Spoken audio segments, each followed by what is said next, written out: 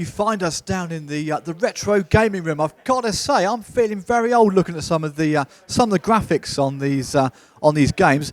It's a pity they haven't got the old CRTs in, isn't it? It's all flat screen. What you need really is, like we did back in the day, was to take over your parents' TV. Usually the only TV in the house, and you detune it to channel 36 back in the day. And before SCART leads were invented, I'm going back ages now. And even things, if I can grab hold of one of these, called joysticks. Remember waggling that in your bedroom back in the 80s? There you go, you see. What have we got this morning? We've got some Mario Bros going on. Probably Leo's best to describe what some of these consoles are. Old style Atari just back there. That is an old one. The old Atari 2600, if that means anything to anybody out there. What's the date on that, Leo, do you reckon? 1978. I won't say how old I was then, but I was probably playing one of those, though.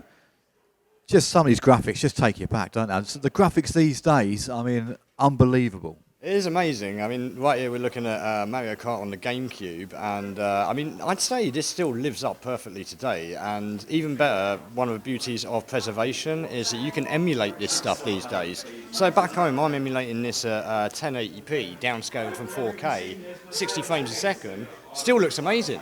I can do side-by-sides between like this on the GameCube with PS5 games, and they look, pretty similar. It's more about stability these days, really, like keeping that locked 60 frames a second.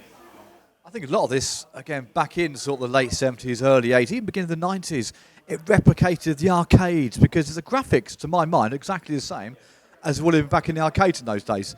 You can play all those games and not waste 10p's and 20p's. And just play them till the early hours of the morning to switch off and go to bed. Let's have a wander around, shall we? See what's going on, see if we can have a little sneak through. Oh my gosh, this takes me back. This does. On the Super Nintendo, the graphics again, like I say, takes you right back. It doesn't matter if they're a bit blocky and they're a bit out of focus. That's part of the charm.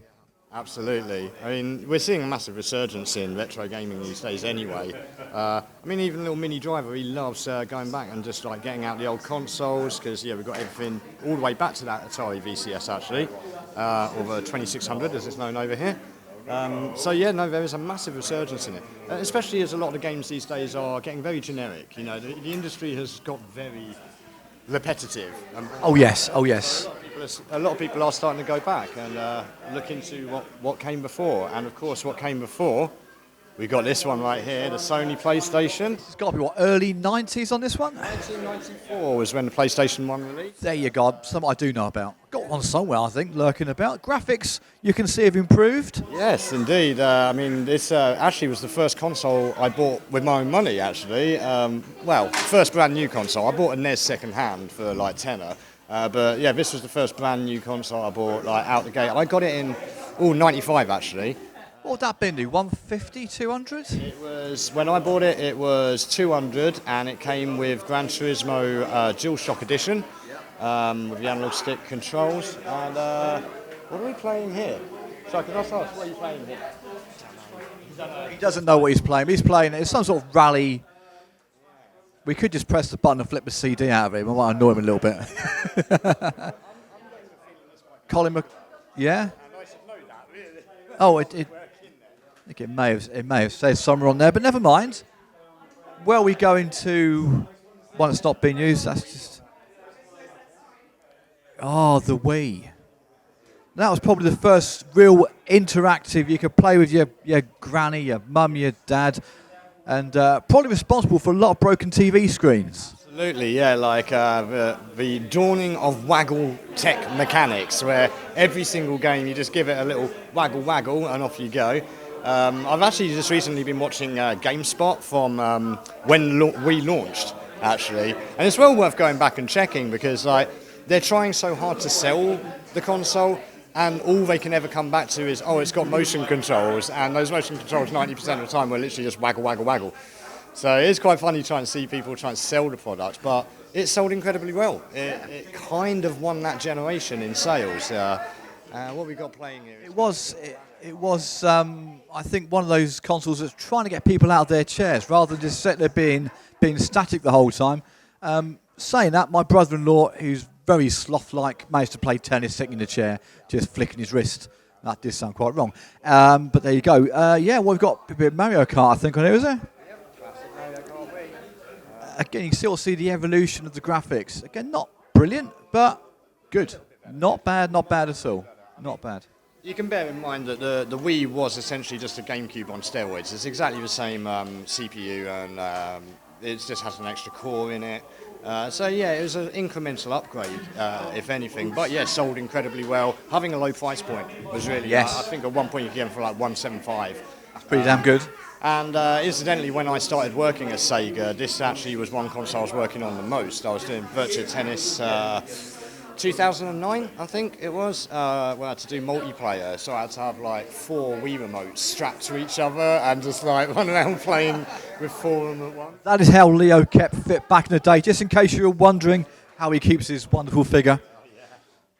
What have we got here? A PS2. Okay. It's a bit awkward to see, but when you're on straight on, it's fine. Yeah.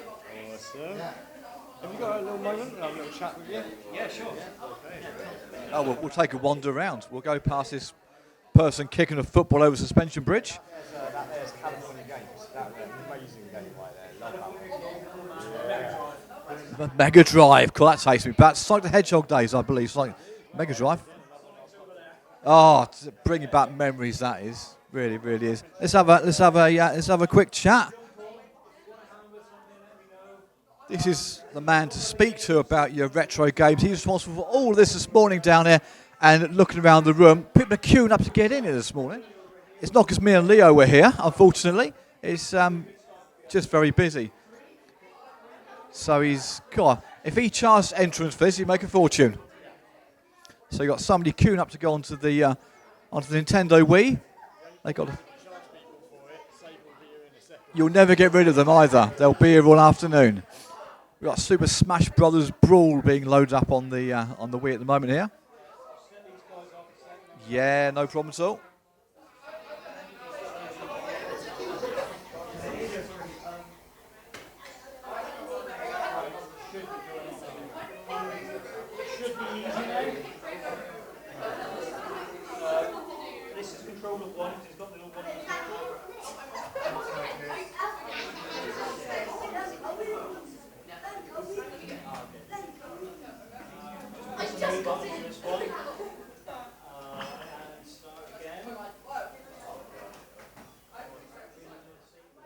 I might have to get out of the way, I think. I might get hit in a minute. It's going to be Wii remote controls flying everywhere.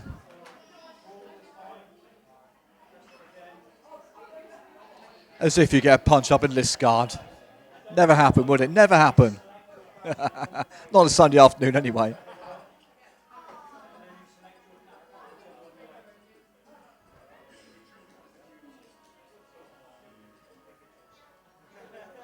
Oh, someone's going to beat up Pikachu. We all want to do that. Got to catch them all. Got to beat them all up.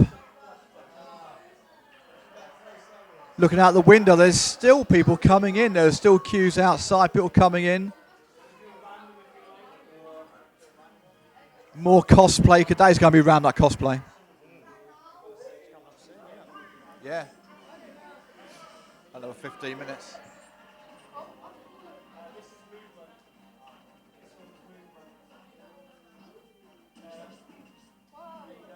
Pikachu is getting a whooping as we speak.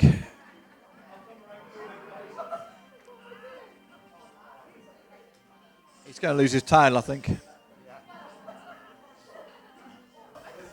How you doing? Busy? Yeah, very busy. Yeah, non-stop since 10 o'clock. First thing, everyone's coming in. Mostly my age group guys, weird and early guys. They love it in here. Yeah, it's nostalgia. It's nostalgia for sure. Yeah. But the good thing is also I've seen a lot of the youngsters. Yeah. This is the very first time a lot of the youngsters have actually joined in on them, and they're kind of feeling what the controls are like, and that's an experience. It's different. It is. Sure. It's very different. Absolutely. Yeah.